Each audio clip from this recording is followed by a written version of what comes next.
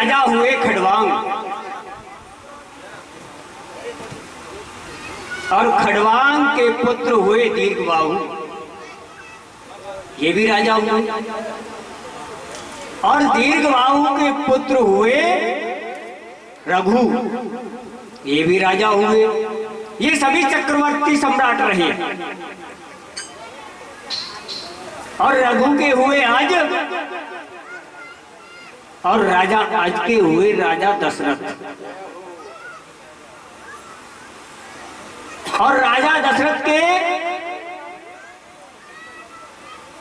कोई संतान नहीं थी। बाबा गोस्वामी तुलसीदास ने अपनी लेखनी से रामचरितमानस में जो लिखा है, 3 रानियों का उल्लेख किया है। कौशल्या, कैकेयी, सुमित्रा। 3 प्रमुख सोहिनी, सलोनी, सुंदर, ऐसी रानियां राजा दशरथ की होते हुए भी कोई संतान नहीं थी।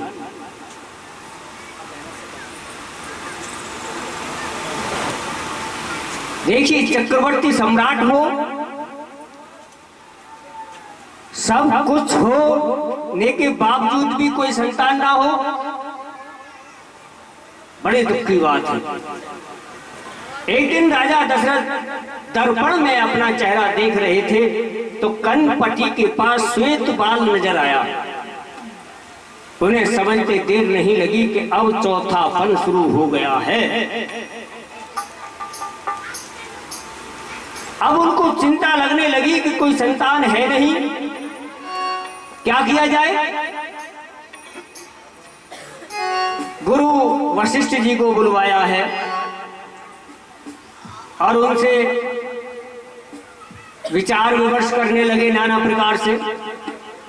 वशिष्ठ जी ने कहा, राजन आप एक काम करिए कि श्रृंगी ऋषि हैं जो पुत्रेष्टि यज्ञ करते हैं। पुत्रेष्टि यज्ञ के मामले में श्रृंगी ऋषि का प्रथम नाम है। यदि वो ऋषि किसी के यहां जाकर पुत्रेष्टि यज्ञ करें तो उनके यहां पुत्र उत्पत्ति हो जाती है।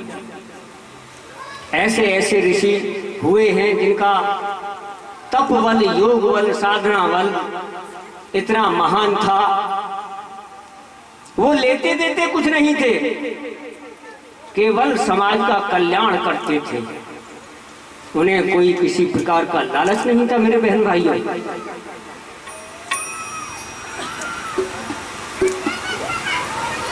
जब लालच नहीं था और काम भी बढ़िया था तो वशिष्ठ जी ने कहा, राजन आप उन ऋषि को आदर सहित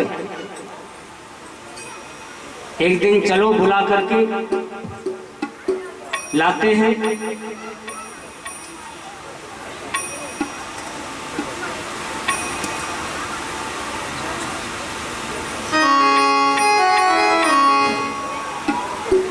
तो श्रृंगी ऋषि को बुलवाया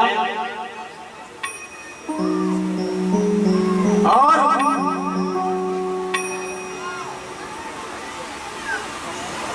राजा दशरथ के यहां पुत्रेष्टि यज्ञ शुरू कर दिया। कि श्रृंगी ऋषि वशिष्ठ बुलावा और पुत्र काम शुभ यज्ञ करावा। अरे श्रृंगी ऋषि वशिष्ठ बुलावा और पुत्रेष्टि समय यज्ञ करावा। भगत सहित मुनियाहुति दीने और प्रगटे अगुने चारु चरुलीने। पुत्रेष्टि यज्ञ ऋषि ने शुरू कर दिया। भक्ति पूर्वक आहुतियां दिए जाने लगी। तीनों रानियों को बिठा लिया, राजा दशरथ को बिठाया, भक्ति पूर्वक प्रेम पूर्वक यज्ञ को कराया। अग्निदेव प्रकट हुए, उन्होंने एक दौने में श्रृंगी ऋषि के हाथ में अग्निदेव ने चरु दे दिया। चरु का मतलब है यज्ञ का फल, और वह चरु तीनों रानियों में वितरित कर दिया। और कुछ समय पश्चात आगे चल करके सुखदेव जी कहते हैं, राजन,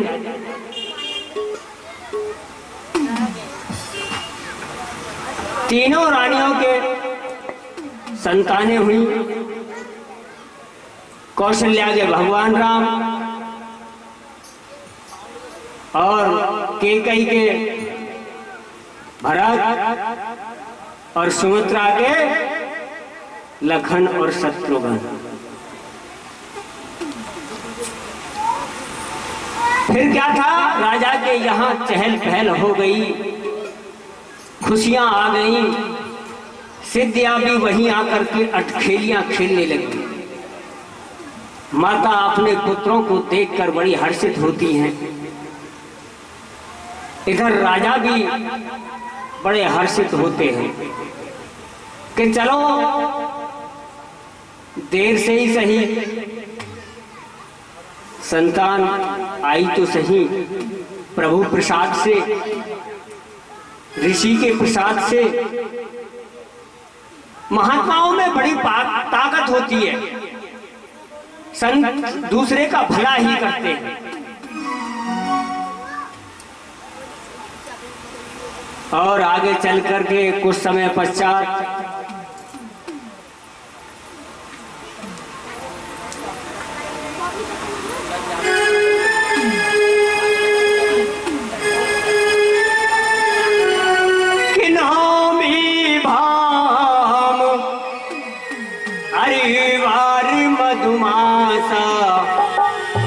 अवधपुरी ये चरित्र प्रकाश। अवधपुरी में चहल पहल हो गई, चरित्र प्रकाशमान हो गया। चारों कौशल्या के आंगन में खेल रहे हैं। कुछ समय और गुजरा, समय निकल गया। हे राजन, कि कौशल्या जब अरे भूलन जाई, अरे ठुमक ठुमक प्रभु चलहि पराई। कौशल्या जब पकड़ने जाती है तो भगवान राम ठुमक ठुमक ठुमक ठुमक, पैंजनिया पैर में बंधी हुई है और भाग जाते हैं।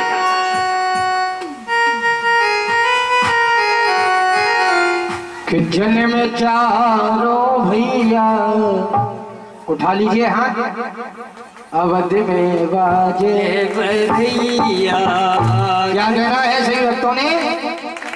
कि जन्म चारों भैया, अवध में नहीं सोनिया बिहार में भी बजेगी बधैया, है ना?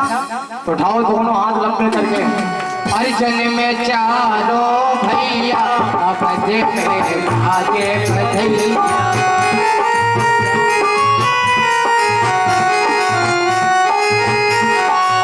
बाजे बधैया देखो बाजे बधैया,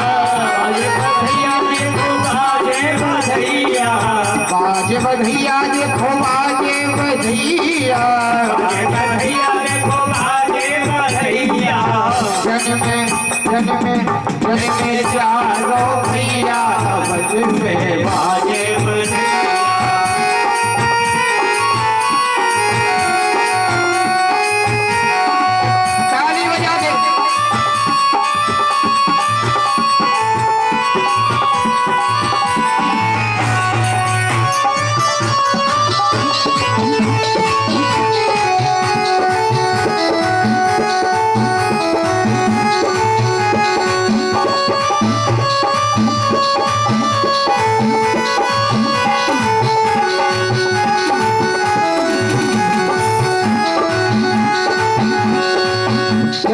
चारों भैया बजे के बाजे बजैया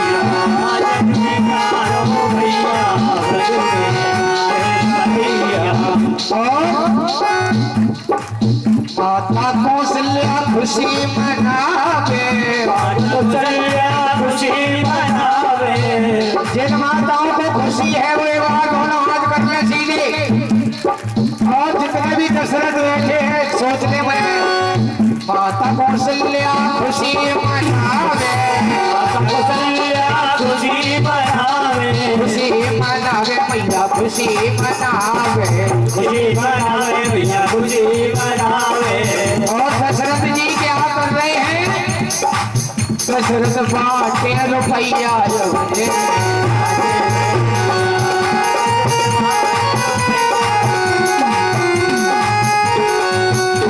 बधैया देखो बाजे बधैया बाजे बधैया देखो बाजे बधैया बाजे बधैया देखो बाजे बधैया में बड़ी जल्दी थक जाते हैं जो अवध प्रांत के आदमी है वो हाथ उठाए सभी वक्त तालियों की सेवा करो में चारों भैया बाजे बधैया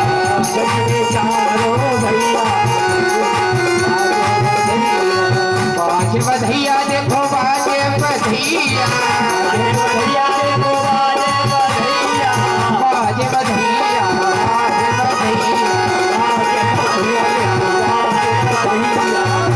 में चारों भैया अवध में बाजे बधैया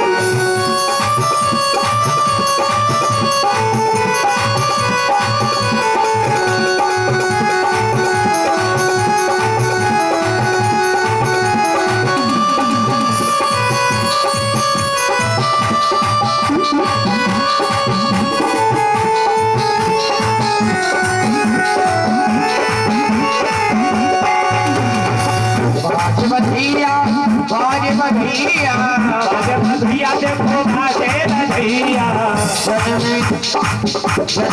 चारों भैया बाजे बधैया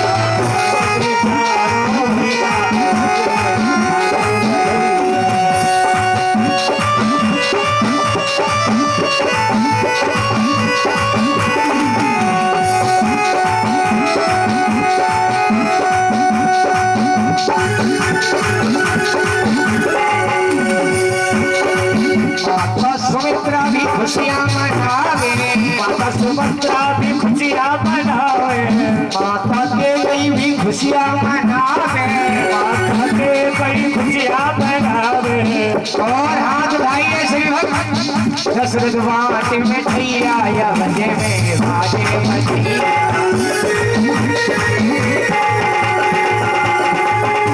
बधैया देखो बाजे बधैया बधैया देखो बाजे बधैया बाजे बधैया में चारों भैया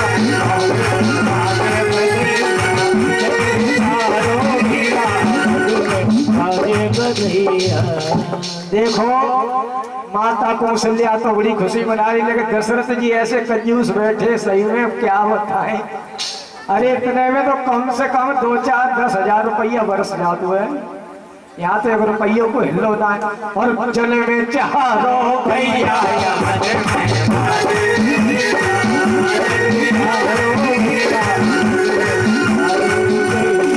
और राजा दशरथ जी के द्वार एक बार हाथ उठाओ कि राजा दशरथ जू के द्वार 9 बाजे रही राजा दशरथ जू के द्वार 9 बाजे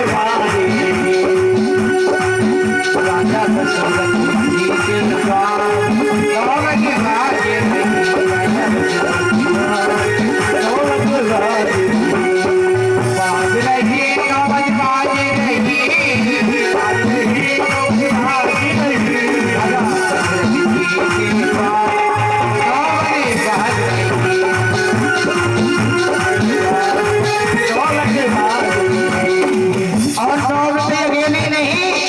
लड्डू भी बटने लगे। क्या बटने लगे हैं? लड्डू। उठाइए हाथ, लड्डू मिलेंगे सबको।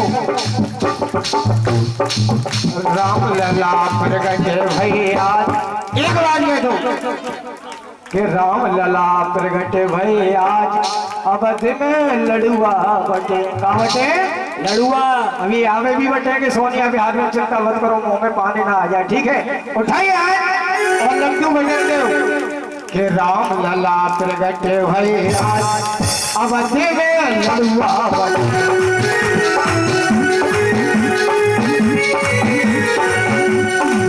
लड़ुआ बटे, लड़ुआ बटे, लड़ुआ बटे, लड़ुआ बटे। लला प्रगटे भई आज अवध में लड़ुआ बटे।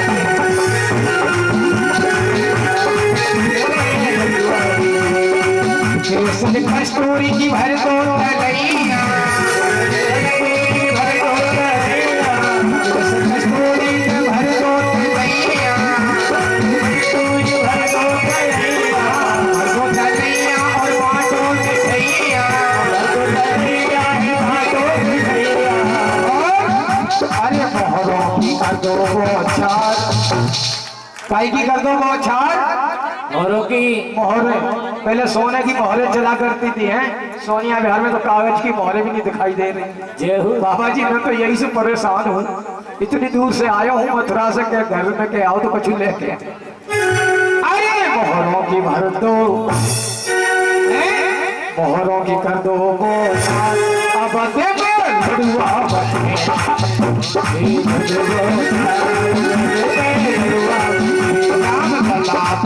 भई आज अवध में लड़ुआ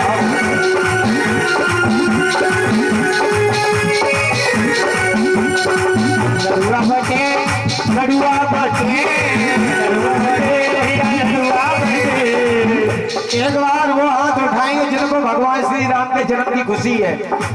अरे ऐसे ही है, बैठी चुपचाप। अरे खड़ी हो जाओ ने कहा तेरे को खानो खाएगा ना। हाँ और कहो अरे राम लला भाई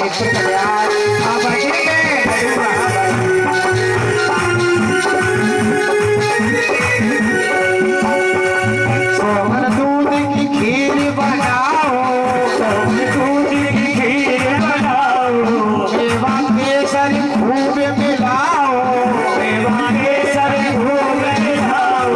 सोमन की खीर बनाओ, सोमन की खीर बनाओ, मेवा केसर खूब मिलाओ, मेवा केसर खूब मिलाओ। और अब ऐसे ब्राह्मण जमाओ 1000, उठा लो हाथ।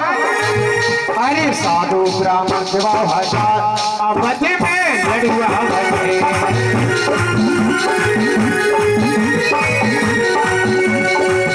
राम लला भई प्रगटे आज अवध में लड़ुआ बटे।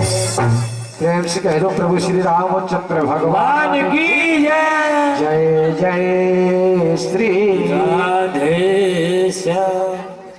अरे आवाज में कंजूसी मत करो, सब में कर दो, कोई बात नहीं। एक बार कहो बोलो प्रभु रामचंद्र भगवान की जय। हाँ अब बहुत अच्छे भक्त हैं सोनिया यार के। सुखदेव जी राजा परीक्षित को कथा सुना रहे हैं कि राजन, जब भगवान राजा दशरथ के आंगन में अपनी लीला कर रहे हैं तो वहां पर सभी देवी देवता गण भी आने लगे दर्शन करने के लिए और बड़े हर्षित होते हैं उन्हें देखकर, उनकी लीला को देखकर कि दशरथ का बड़ा सौभाग्य है जो प्रभु स्वयं उसके आंगन में आकर घुटवन घुटवन पैदल पैदल चल रहे हैं। क्या ये वही प्रभु हैं या कोई और है? इनकी लीला जानी नहीं जाती है। जय हो। प्राणी सहज नहीं जान सकता उन्हें। बुद्धि विषय जहां समाप्त हो जाता है उससे परे की बात है। जिसको अध्यात्म विषय में शिशुमार कहा जाता है, अंत में शिशुमार चक्र है। ब्रह्म रंग से भी ऊपर वहां प्रभु का निवास है और वहीं से प्रभु आते चलते रहते हैं। कोई उन्हें वैकुंठ कह देता है, कोई ब्रह्म कह देता है। आज साक्षात वही ब्रह्म राजा दशरथ के आंगन में खेल रहा है। राजा दशरथ का कैसा सौभाग्य है। तुलसीदास जी कहते हैं, अरे पापी मन, ऐसे प्रभु श्री राम को क्यों नहीं भजता है। लग रहा है दुनियादारी में, ऐसे प्रभु को भजकर देख ले। प्रभु को बुलाने वाला होना चाहिए। प्रभु तो तुम्हारे आंगन में भी खेलने आ जाएंगे, लेकिन ये जीव माया के वश, धन के वश, काम, क्रोध, मोह, लोभ, ये 5 रोग कल बताए गए थे। इनके वश ऐसा भरा बैठा है ईश्वर को, राम को, कृष्ण को, क्या उसे पता ही नहीं। तुलसीदास जी कहते हैं, अरे पापी मन, ऐसे प्रभु का नाम क्यों नहीं स्मरण करता है। श्री राम जानकी बैठे मेरे हृदय में। श्री राम जानकी बैठे हैं मेरे सीने में। श्री राम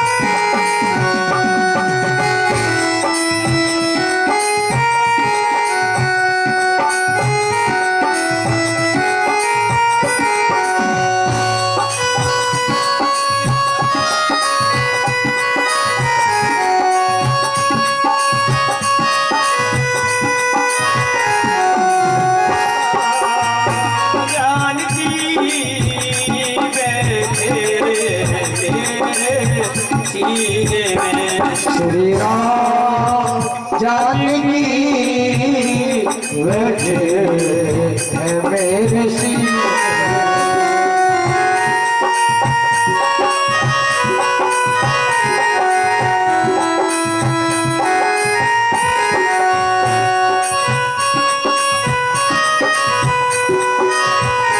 देख लो मेरे दिल के नगीने, देख लो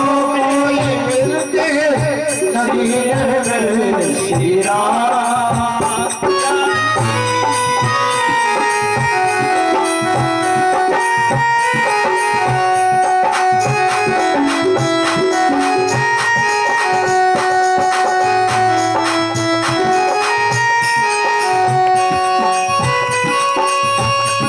राम रसिया हूँ मैं, राम सुंदर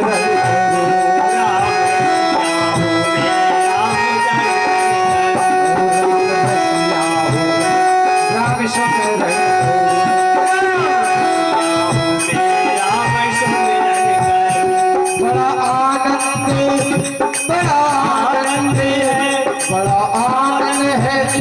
इसके पीने में बड़ा आनंद है, इसके पीने में श्री राम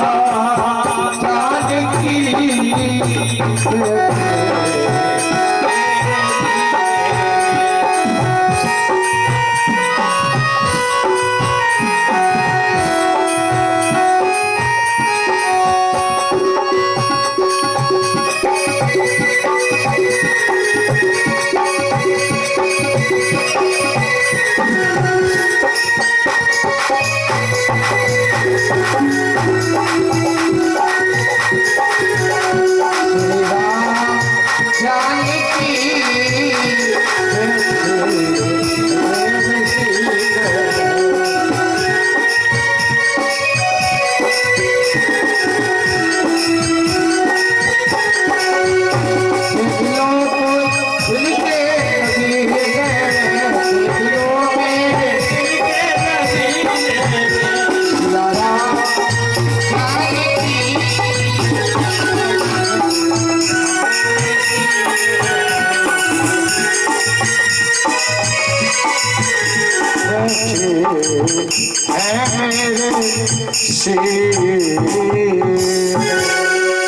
एक बार भाव से कह दो, बोलो प्रभु रामचंद्र भगवान की जय। जय श्री राम, जय जय श्री राम, जय श्याम। बोलिए भगवान श्री राघवेंद्र सरकार की जय। बोलिए राजा दशरथ की जय। बोलिए लखन राज की जय। जयकारे में दम नहीं, और हम बोलिए श्री गोविंद भगवान की जय। प्रभु श्री राम की बड़ी सरल और सहज लीला है। ऐसे लगता है जैसे कोई साधारण पुरुष हो, लेकिन ये है वही कि जन्म जन्म मुनि अरे यतन कराई, अंत राम मुखे आवत नाही। ये वही प्रभु श्री राम हैं जिनके लिए जीव जन्म पर जन्म, जन्म पर जन्म, जन्म पर जन्म लेकर के स्मरण करता रहता है, रात दिन उसी की स्मृति में लगा रहता है, अपनी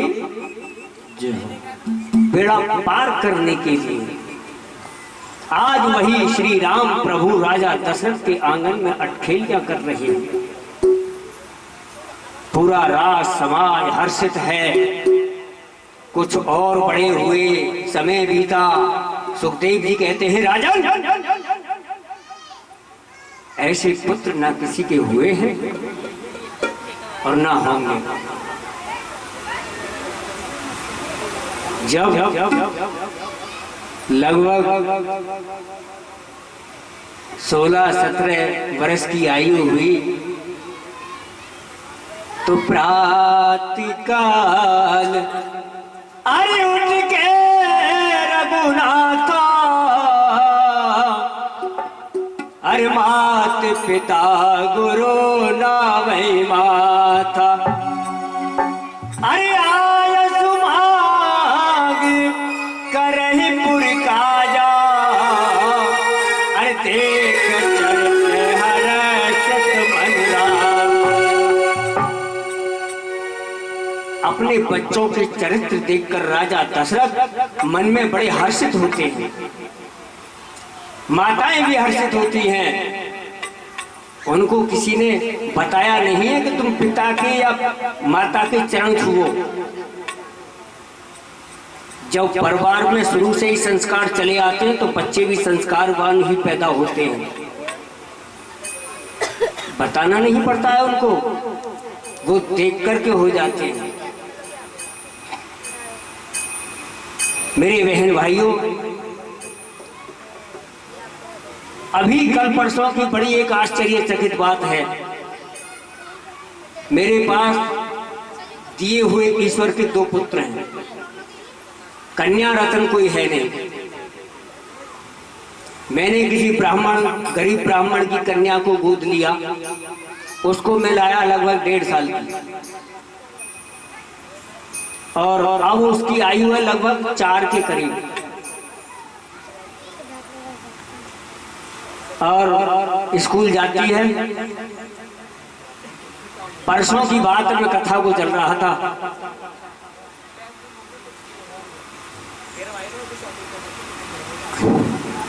उसको किसी ने संस्कार नहीं किए, अपने आप ही पैर छूने लगी मेरे। अपना मस्तक उसने मेरे चरणों में रख दिया। उसको सिखाया नहीं है मैंने। जिसके घर में संस्कार होते हैं स्वतः बच्चों में आ जाते हैं मेरे बहन भाइयों। ऐसे ही आज राजा दशरथ के यहाँ हो रहा है कि प्रातः काल उठ के रघुनाथा, अरे मात पिता गुरु ना वही माता। गुरु के भी, माता के भी, पिता के भी, जितने भी बड़े जन थे सबके चारों बच्चे चरण छू करके जब राजकार्य को करते हैं तो सभी हर्षित हो रहे हैं। इनको किसने सिखलाया है? बच्चे को भजन सिखा दीजिए, अपने आप सारे संस्कार आ जाएंगे मेरे बहन भाई। यहाँ तो अच्छी बात तो कोई ताली बजाना भी नहीं जानता, मैं तुम बातों की ताली बजाता हूँ तुम श्रोताओं के लिए। बोलिए गोविंद भगवान की जय, बोलिए राघवेंद्र भगवान की जय। ऐसा कार्य करते करते इधर महासंत, महायोगी, महातपस्वी विश्वामित्र गादी के पुत्र, उनको चिंता लग रही है कि इन राक्षसों का कैसे नाश हो। उन्होंने सोचा मैं अपने ऊपर सारी बात ले लेता हूं और राजा दशरथ के यहां जाकर के कहूंगा कि असुर मुझे यज्ञ नहीं करने देते हैं। करने तो नहीं देते वो सारे समाज को ही, लेकिन मैं अपने ऊपर बात लेता हूं तो मुझे यज्ञ नहीं करने देते हैं, इसलिए तू मुझे अपने पुत्रों को दे दे ताकि मैं यज्ञ करूं। अरे गादी के पुत्र थे विश्वामित्र। अरे गादी जब चिंता व्यापी, अरे हर वेनु मरहि निश्चर पापी। अरे तब मुनिवर मन कीन विचारा,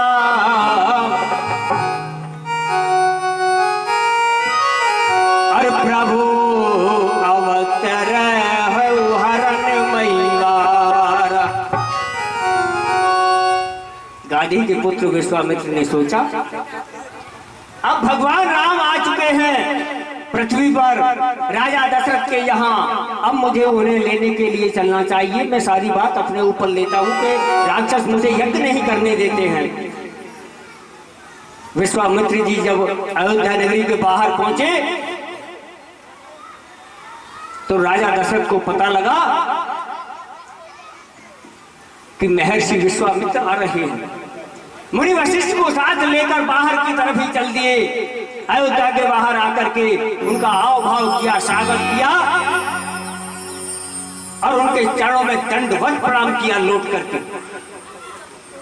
आज का कोई आदमी या कोई बच्चा दंडवत प्रणाम करता है अपने माता पिता को? उन्होंने तो संत के चरणों में दंडवत प्रणाम किया। मेरे बहन भाइयों, हम में बहुत कमियां हैं। हमें जरूरत है जागृत होने की। राजा आदर सहित मुनि जी को घर ले आए, आसन देकर बिठाया। अरे मुनि आगमने सुना जब राजा, सम्मेलन गए ले विप्र समाजा। ब्राह्मणों को साथ लेकर वशिष्ठ आदि को, और जब उनसे मिलकर के उनको जब लेकर के आए, राजमहल में आसन दिया, बिठाया, और बस पूछा दशरथ जी ने कि ही कारण आगमन तुम्हारा। हे मुनि श्रेष्ठ, आपका आगमन किस कारण से हुआ है, जरा मुझे आदेश कीजिए। आओ।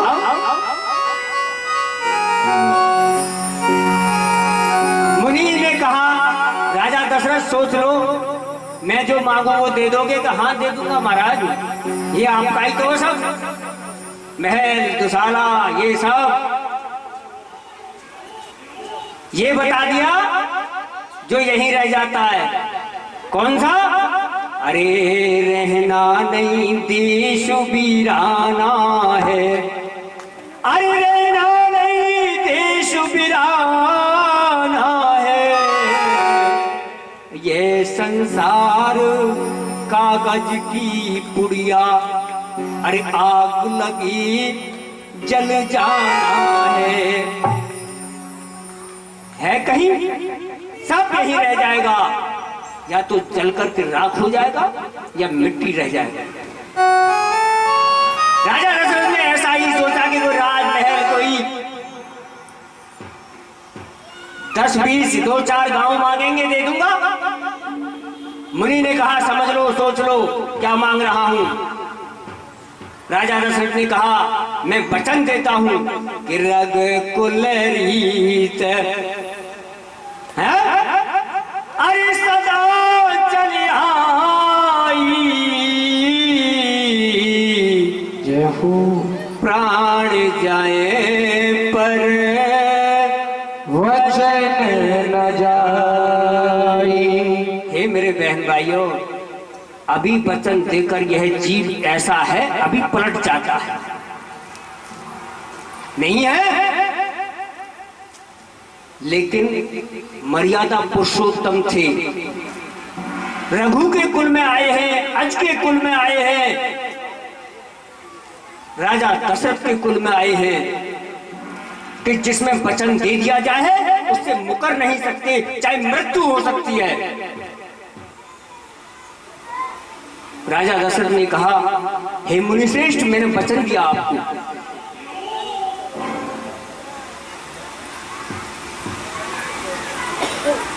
मुनिश्रेष्ठ ने कहा कि मुझे राम और लक्ष्मण चाहिए। राजा के पैर की नीचे की जमीन निकल गई।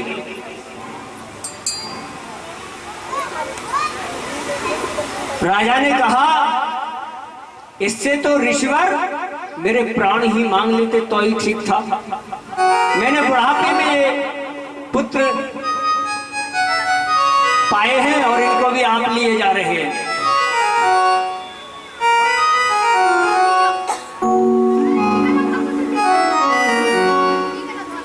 सुनाओ कीर्तन एक।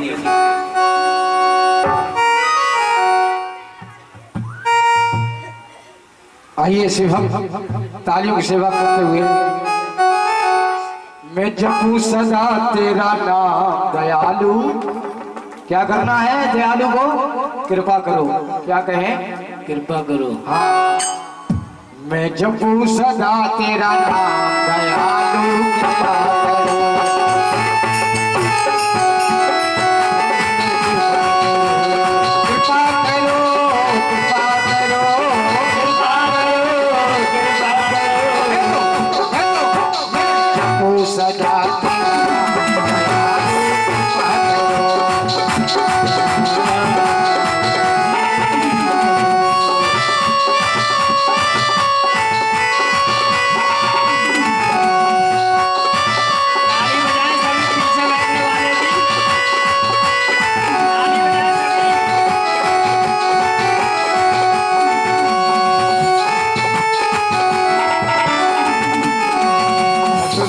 सदा तेरा नाम दयालु कृपा करो।